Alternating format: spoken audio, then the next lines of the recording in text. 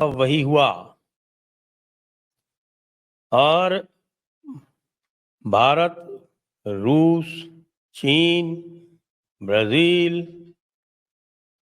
और ब्राजील, रूस, भारत, चाइना और साउथ अफ्रीका, यानी ब्रिक्स। और ब्रिक्स के साथ में और भी हैं, उसमें 6 सदस्य और भी शामिल हो गए। इनके सामने ट्रंप ने पतलून खोल दी और भाग गए। आप कहेंगे क्या हुआ? हुआ ये है कि ट्रंप ने मना कर दिया। ट्रंप ने कहा कि भाई ऐसा है कि ये जो नेगोशिएशन, ये जो टॉक्स हो रहे हैं, इसमें अब मैं बीच में नहीं पड़ूंगा। अब आप लोग आपस में डायरेक्ट बात कीजिए, येलेंस्की और पुतिन, और मैं इसमें अब बीच में नहीं पड़ूंगा। जानते हैं क्यों? जानते हैं क्यों? एक तो कल रूस ने अमेरिकी कंपनी के ऊपर, एक अमेरिकी कंपनी जो काम कर रही थी यूक्रेन में, उसके ऊपर जबरदस्त हमला कर दिया और उसको बराबर कर दिया, फैक्ट्री को। क्योंकि बड़ी बातें चल रही थी कि साहब कि हम एयर पावर सप्लाई कर देंगे और हम सिक्योरिटी गारंटी कर देंगे। रूस ने साफ साफ मैसेज भेज दिया, no western troops on Ukraine soil, number 1, no NATO ever, और ये जो पूरा ईस्टर्न डोनबास है वो हम रखेंगे, और ये रखेंगे तो इसके बदले में हम जो खार्किव और सुमी और इधर कीव रीजन में जो भी हमने एक या ड्नीपर रीजन में जो हमने जमीन ले रखी है, वो हम यूक्रेन को वापस दे देंगे। यानी कहने का मतलब है हम 22% जमीन रखेंगे, 1% वापस दे देंगे। 22 नहीं, 25% रखेंगे, 1% वापस दे देंगे। और ये हमारे टर्म्स हैं, टेक इट और लीव इट। और बाकी यदि लड़ाई लड़नी है तो आ जाओ हमारे पास, लड़ाई लड़ने के लिए कोई दिक्कत वाली बात नहीं है। चाइना ने और इंडिया ने मीटिंग करके ओपनली कई सारे समझौते कर लिए।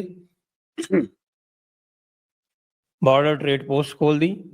यहाँ तक कि बॉर्डर ट्रेड है जो चाइना के कहने से ही नेपाल ने जबरदस्ती अपना एक अड़ंगा लगाया था, ये कहते हुए कि साहब कि ये हमारा जो काली नदी है, वो काली नदी के ऊपर जो सुगौली की संधि हुई थी 1886 में, जिसमें नेपाल से पूरा का पूरा जो कुमाऊं और गढ़वाल रीजन अलग किया गया था और भारत में मिलाया गया था, उस सुगौली संधि में जो काली नदी है उसको सीमा रेखा बताया गया था। और इनका क्या कहना है कि साहब कि वो काली नदी का जो उद्गम है वो उसकी एक जो ट्रिब्यूटरी है उससे होता है। भारत कहता है भाई काली नदी काला पानी से निकलती है, यहीं से होगा, इसके अलावा नहीं होगा। तो लिपुलेख पास जिसको ये क्लेम करते हैं, वहां से चाइना ने, उसी चाइना ने जिसने नेपाल को उकसाया था कि ये काम करो, उसी चाइना ने लिपुलेख से बॉर्डर ट्रेड शुरू कर दी। यानी नेपाल का क्लेम एक प्रकार से धराशायी कर दिया। इसको यदि आप समझें तो जिस प्रकार से चीन व्यवहार करता है, उस व्यवहार के अनुसार ये एक बहुत बड़ा कंसेशन है भारत को। और उसके अलावा भी जो आपका टिपकीला है हिमाचल में, वहां से, और नाथुला से, यहाँ से सबसे करीब पूरे टोटल 5 पॉइंट है जहां से ट्रेड आरंभ की जा रही है। डायरेक्ट फ्लाइट चालू हो गई हैं। भारत चाइनीज इन्वेस्टमेंट पे जो रोक लगाई हुई थी, इन्वेस्टमेंट पे, वो हटाने की सोच रहा है, जिससे कि युआन में ट्रेड हो सके।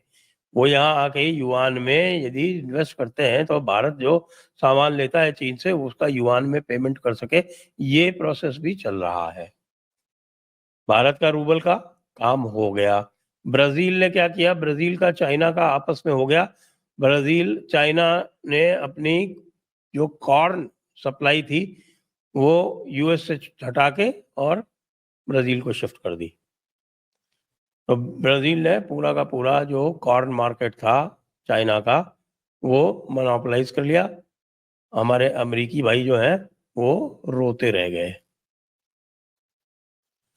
उसके बाद जो आपके जो यूरोप वाले हैं वो अभी आपस में झगड़ा ही कर रहे हैं, उनको कुछ नहीं पता क्या करना है। जहां तक भारत का प्रश्न है, भारत ने पूरी सीधे तरीके से अमेरिका को बोल दिया है कि तुम्हारी शर्तें हमें मान्य नहीं है, not today, not tomorrow, not ever, तो तुम भूल जाओ। चाइना के साथ वो ड्रैग ऑन कर रहे हैं, और उस ड्रैगिंग ऑन में लेकिन अभी भी चाइना के ऊपर कोई 54% का टैरिफ अभी भी लगता है। जो पोस्टपोन हुआ है, वो जो एक्स्ट्रा टैरिफ लगाया था वो हुआ है। तो 50% भारत पे, 54% चाइना पे। जो एग्जेम्पशंस हैं, इलेक्ट्रॉनिक गुड्स एग्जेम्प्टेड हैं, और आपके फार्मा एग्जेम्प्टेड है। तो लगभग 40-42 बिलियन डॉलर का जो अंतर पड़ रहा है, उसके लिए रशिया ने कहा कि हम जो भी माल यूएस में नहीं जा रहा है सब लेने के लिए तैयार। दूसरी तरफ जो अन्य देश हैं कई सारे, जापान आ गया कि साहब कि हमको दे दीजिए जो वहां नहीं जा रहा है।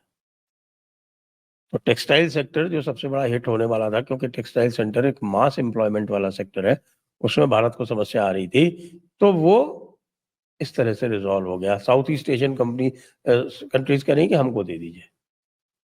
सबके साथ भारत के साथ आने के लिए तैयार है। अमेरिका बहादुर, आप अलग से अपने आप को आइसोलेट करके बैठे रहिए, और आपके जो यूरोपियन पार्टनर हैं तथाकथित, तो उनके साथ पिंग पोंग खेलते रहिए।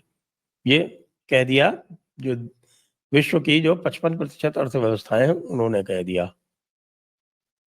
जापान ने कह दिया कि हम 68 बिलियन डॉलर का निवेश करना चाहते हैं भारत में। और अभी प्रधानमंत्री मोदी का जापान का दौरा होने वाला है, उसमें आपको कोई बहुत बड़े बड़े जो ये इकोनॉमिक एग्रीमेंट है वो होते हुए दिख जाएंगे, क्योंकि जापान वैसे भी बड़ा प्रसन्न है। उसके जो भी इन्वेस्टमेंट उसने भारत में किए हैं, उसमें उसको भारी मुनाफा हुआ है, जो कि जापान में नहीं होता है। जापान में इसलिए भी नहीं होता है कि जापान की इकोनॉमी जो है वो पूरी तरह से स्टैगफ्लेशन का शिकार हो चुकी है। तो भाई, अमेरिका बहादुर, लो कर लो बात। जयशंकर जी इस समय बैठे हुए, कहाँ बैठे हुए? रूस में बैठे हुए, रशिया में बैठे हुए।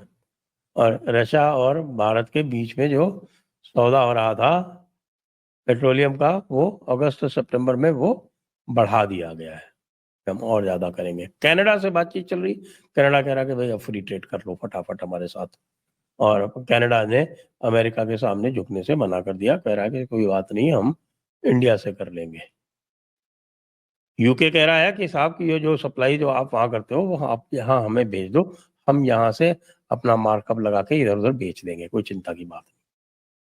देख रहे हैं आप पूरे देश में जो उथल पुथल, पूरे विश्व में जो उथल पुथल हमारे चाचा ट्रंप ने मचाई थी, उसका खामियाजा चाचा ट्रंप को ही भुगतना पड़ रहा है। उनके यूरोपियन पार्टनर्स का भी आपको पता ही होगा। स्विट्जरलैंड ने उनके F-35 का सौदा खारिज कर दिया, रिजेक्ट कर दिया जब उन्होंने सुनिए। इसी तरह से स्पेन ने भी F-35 का ऑर्डर कैंसिल कर दिया। भारत F-35 का, P-8I का, स्ट्राइकर का और जैवलिन्स का, ये सारे के सारे जो पाइपलाइन में था सबका इन्होंने कैंसिल कर दिया। अब वो पीटर नवारो और स्टॉक बेसेंट वगैरह वहां खड़े खड़े चिल्ला रहे हैं कि साहब कि हम ट्रांसफर ऑफ टेक्नोलॉजी नहीं करेंगे, तो वो भी नहीं होगा। फिर तो कह रहे हैं कि साहब ठीक है, तुम उसको भी ले जाओ। सैफरान से बात हो रही है, सैफरान ये कह रहा है कि साहब कि पहली बार जो है हम वो एयर फ्रेम के हिसाब से इंजन डिजाइन करेंगे, यानी कि तेजस मार्क 1A और तेजस मार्क 2 में सैफरन इंजन का पदार्पण होने वाला है। अमेरिका अपना GE-414 लेकर बैठा रहे। दुनिया में सारे के सारे लोग जो हैं वो मौका ढूंढते हैं, और जब कोई मौका मिलता है तो वो कोई अमेरिका के बहादुर के डर से वो मौका छोड़ नहीं देता। और जिस तरह से अमेरिका बहादुर डर के भागे हैं एक तरह से पुतिन के सामने, उससे ये साफ दिख रहा है कि अमेरिका बहादुर के नक्शेबाजी का अंत जो है वो शीघ्र होने वाला है। इस तरह की नक्शेबाजियां अब चल नहीं सकती हैं आज के जमाने में। भारत तो अपनी अर्थव्यवस्था बढ़ाता जा रहा है। भारत के तो मार्केट जो है वो लगातार बढ़ती चली जा रही है। ट्रंप के यहाँ मार्केट लगातार डाउन जा रही है। टेक स्टॉक्स में भारी गिरावट है। इन्फ्लेशन बढ़ता चला जा रहा है। कंज्यूमर प्राइसेस बढ़ती चली जा रही हैं। तो चाचा ट्रंप कब तक संभालोगे इसको? भारत तो संभाल लेगा। भारत के लोग जो हैं वो बड़े जीवट वाले होते हैं और वो संकट में तो और भी अच्छे से काम करते हैं, तो वो तो संकट संभाल लेंगे। तुम क्या करोगे चाचा ट्रंप? जो पुतिन ने तुमको जो तमाचा दिया, जिसकी वजह से तुम टॉक्स छोड़ के भाग रहे हो, उससे तुम्हारी क्या इज्जत रह गई? भाड़ में गई तुम्हारी नोबेल पीस प्राइज। छोटा मोटा कोई सऊदी अरब वरब से जाके वो कोई उनका वो ऑर्डर जो होता है वो ले लो। मोदी जी को तो उन्होंने दे ही दिया है। तुम कहोगे भाई मोदी को दे दिया तो हमको भी दे दो, वो दे देंगे। पीस प्राइस थोड़ा मुश्किल हो गया चाचा ट्रंप। आप हमसे जुड़ा रहना चाहते हैं तो कृपया वीडियो को लाइक कीजिए, शेयर कीजिए और सब्सक्राइब कीजिए। धन्यवाद।